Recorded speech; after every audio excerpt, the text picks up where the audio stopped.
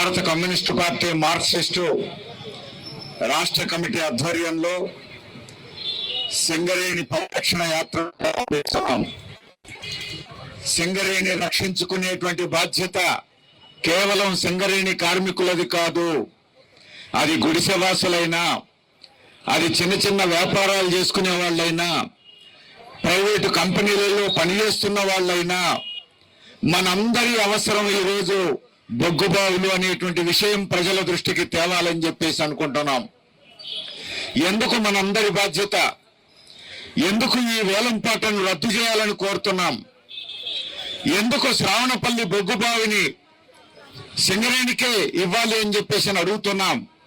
అంతేకాదు, అసలు తెలంగాణలో ఉన్నటువంటి బొగ్గు నిక్షేపాలన్నీ ఖచ్చితంగా సింగరేణి కాలరీస్ హక్కుగా భావించాలని చెప్పేసి చెప్తున్నాం.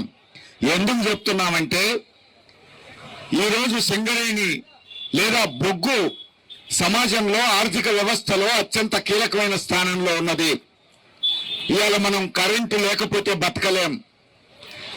గుడిసెవాసుల గుడిసెల్లో ఒక్క బొగ్గు వెలగాలన్నా ఇవాళ బొగ్గుబావి ఉండాలి. ఈ బొగ్గుబావి లేకపోతే గుడిసెవాసుల గుడిసెల్లో ఒక్క బొగ్గు వెలగదు. ఫ్యాన్ సంగతి తర్వాత, ఫ్రిడ్జ్ సంగతి తర్వాత, ఒక్క బొగ్గ వెలిగే పరిస్థితి ఎందుకున్నదంటే సింగరేణి ఈరోజు మంచిర్యాల జిల్లాలోనే ఒక కరెంట్ ఉత్పత్తి సంస్థను పెట్టింది. తాను బొగ్గు ఉత్పత్తి చేయడమే కాదు, ఇదే మంచిర్యాల జిల్లాలో కరెంటు కూడా ఉత్పత్తి చేస్తా ఉన్నది. బొగ్గు అత్యంత చవకగా ఉత్పత్తి చేస్తున్నది. ఒక టన్ను 3,500 నుంచి 4,000 రూపాయలకు టన్ను బొగ్గిస్తున్నది. ఈ బొగ్గే కనుక విద్యుత్ ఉత్పత్తి చేసేటోళ్ళందరూ, కరెంట్ ఉత్పత్తి చేసేటోళ్ళందరూ కొంటే ఈరోజు ప్రజానీకానికి, వ్యాపారస్తులకు అందరికీ కూడా చవకగా కరెంటు దొరుకుతుంది. అది చేసి చూపిస్తున్నది సింగరేణి. మంచిర్యాల జిల్లాలోనే ఒక కంపెనీని పెట్టి ఇవాళ కరెంటు యూనిట్ కు 4 రూపాయలకు ఇస్తున్నది సింగరేణి. అదే ఇవాళ జెన్కో కానీ, లేదా ఎన్టీపీసీ కానీ, లేదా గవర్నమెంట్ కానీ కరెంటు బయట వాళ్ళ దగ్గర యూనిట్ కు 6 రూపాయల నుంచి 11 రూపాయలు పెట్టుకుంటున్నారు. రానున్న కాలంలో మోడీ ప్రభుత్వం చేసిన నిర్ణయాల ప్రకారం అయితే ఈ ప్రైవేట్ వాళ్ళు 18 రూపాయలకు యూనిట్ కూడా కరెంట్ అమ్ముకోవచ్చట. ఇది మోడీ ప్రభుత్వం ఇచ్చినటువంటి అవకాశం. ఇక ఈ ప్రైవేట్ వాళ్ళందరూ 18 రూపాయలకు యూనిట్ అమ్ముకుంటే చెన్నూరు గుడిసెవాసులు గుడిసెలలో బల్బు వెలుగుద్దా అనేది ఇలా మనం ఆలోచించాల్సిన అవసరం ఉంది. వెలగదు కదా. బెల్లంపల్లిలో ఈరోజు ఏ ఇంట్లో అయినా కరెంట్ ఉంటుందా? ఉండదు కదా. మందమరిలో సాధ్యం కాదు కదా. అందుకని ఈరోజు బొగ్గుబాయిలు బతికితేనే మన ఇంట్లో బొగ్గు వెలుగుతుంది, బొగ్గుబాయిలు బతికితేనే మన ఇంట్లో ఫ్యాన్ తిరుగుతుంది. ఈ విషయం మనం దృష్టిలో పెట్టుకోవాలి. దీనికి భిన్నంగా ఈరోజు సింగరేణిని దానంతటది చచ్చేటట్టు కేంద్ర ప్రభుత్వం కాంగ్రెస్ అధికారంలో ఉన్న నాడే ప్రైవేటీకరణ విధానాలు ప్రారంభించింది.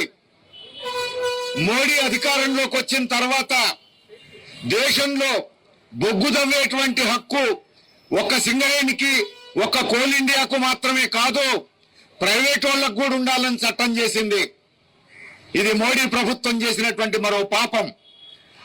అక్కడి నుంచి మొదలు పెడితే మొదట క్యాప్టివ్ మైన్స్ పేరుతో ఏదన్నా ఒక పెద్ద కంపెనీకి బొగ్గు కావాల్సి వస్తే సింగరేణి దగ్గర కొనుక్కోవాల్సిన అవసరం లేకుండా వాళ్లే బొగ్గు గనులు తవ్వుకునే విధంగా వాళ్లకు లైసెన్సులు ఇచ్చే విధానం ప్రవేశపెట్టిండ్రు.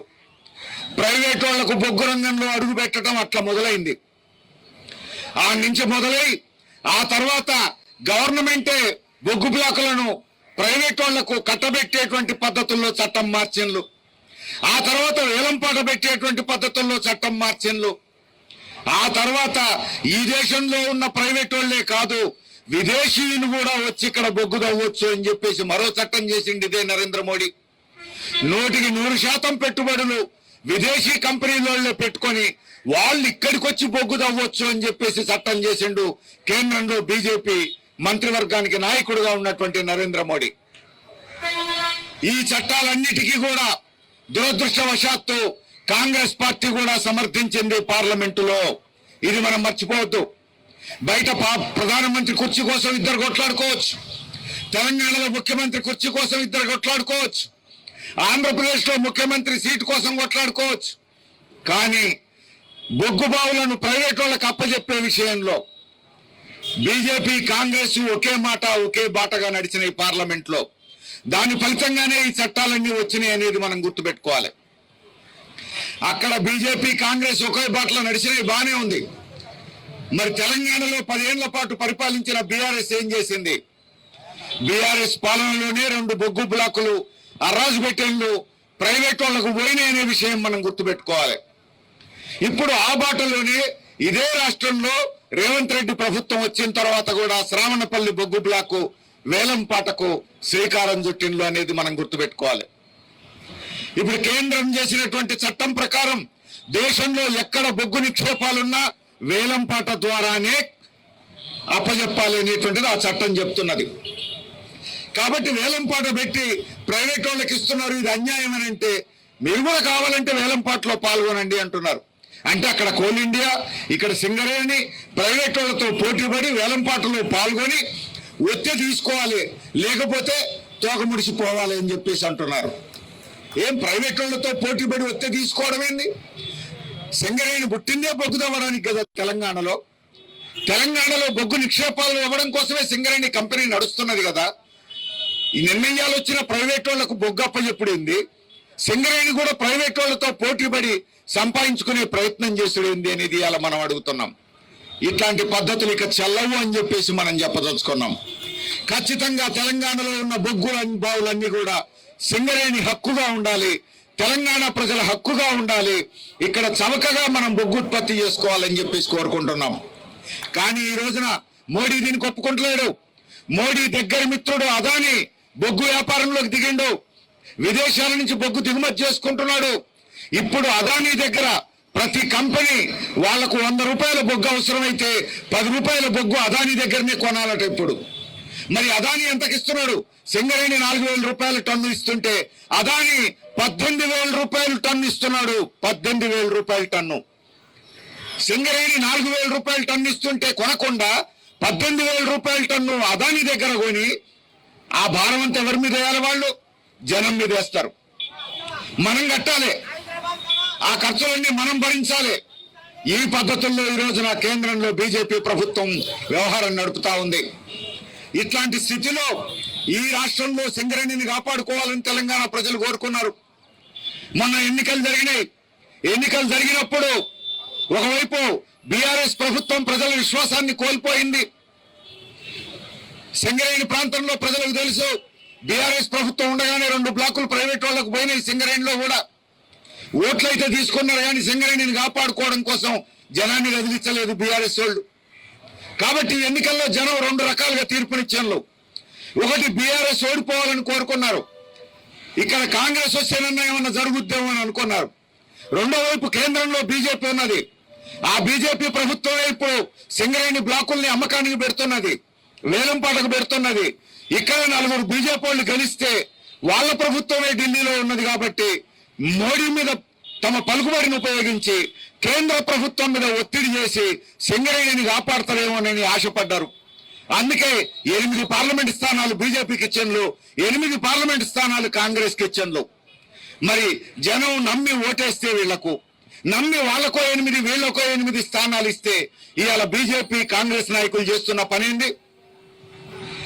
8 స్థానాలు వీళ్ళకి, 8 స్థానాలు వాళ్ళకే కాదు, మోడీ బొగ్గు గనుల శాఖ మంత్రిగా కూడా తెలంగాణ నుంచి ఎన్నికైన కిషన్ రెడ్డికే ఇచ్చాడు.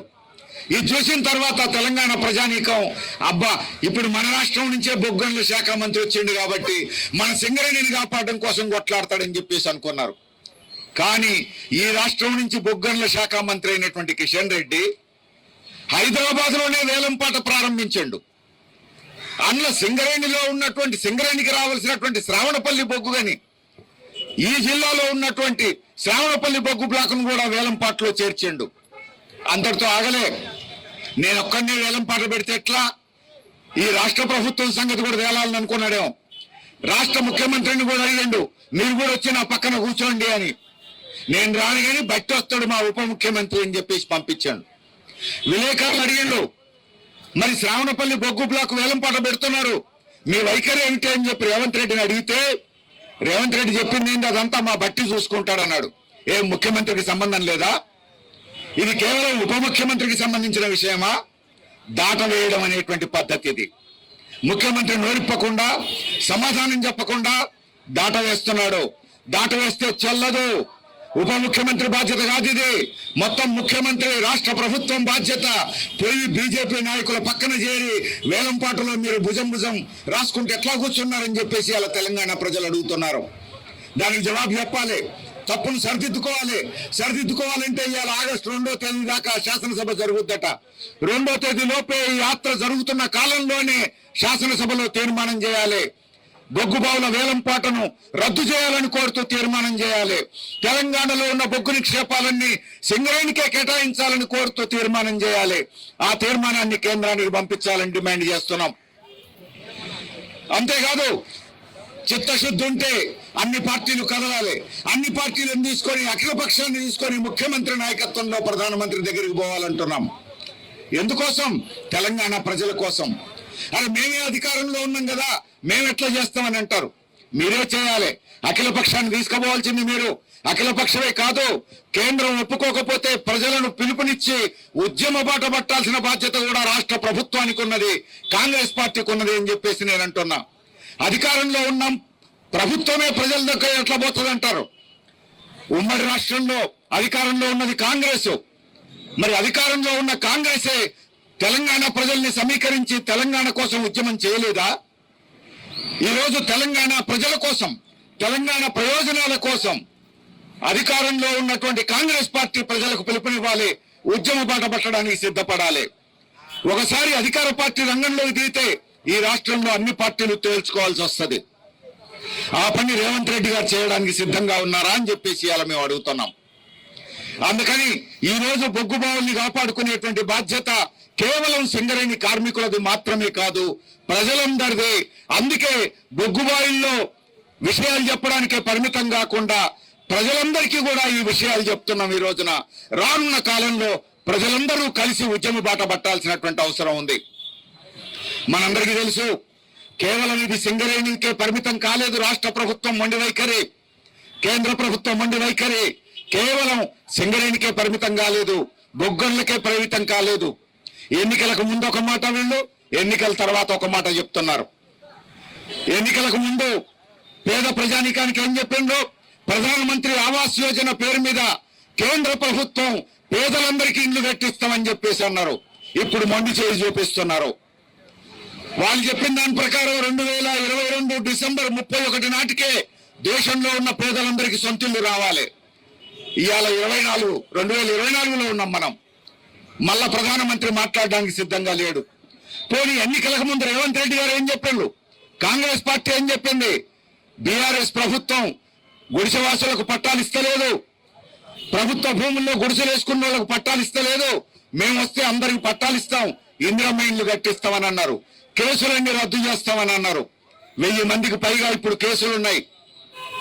సుమారు 50 మందిని జైల్లోకి పంపించండు. 47 రోజులు జైల్లో ఉన్నోళ్ళు కూడా ఉన్నారు. ఇంతవరకు కేసులు రద్దు కాలేదు. పేదలకు గుడిసెవాసులకు పట్టాలు లేవు.